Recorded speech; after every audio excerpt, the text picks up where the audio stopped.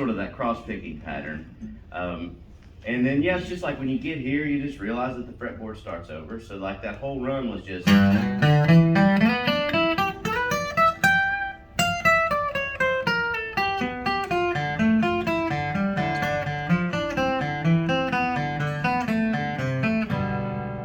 slowed down a lot was just really simple notes, you know, like the stuff that I already know.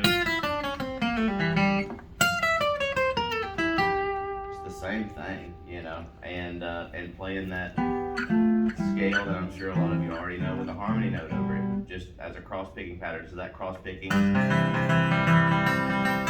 just that with a drone note in the middle. You know, it's like I would work on simple things that I could practice just around those different chord shapes. You know. Yeah. Question over here. Trey, I'm just curious at this point in your career, given the demands in terms of what you're doing, how many hours a day on average do you spend with a guitar in your hand? On the road, it varies. You know, used to I would at least like to get an hour in a day. You know, I never set a timer, and it would be scattered throughout the day. But when I first started learning songs, like the only time that I had to make a note of playing an hour a day was when I first started, and I was just learning chords, and that was really boring. You know, and just trying to figure that stuff out. But when I first started learning melodies of songs, I never really had to remember to practice.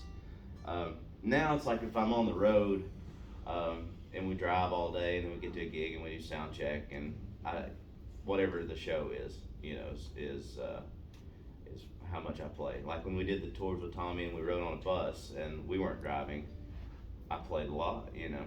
Mm-hmm. And but it does vary.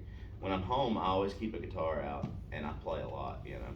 It's probably at least a couple hours a day throughout the day, you know, not at a time, but I try to always pick it up and play a little bit, you know, because it's inspiring every time you do,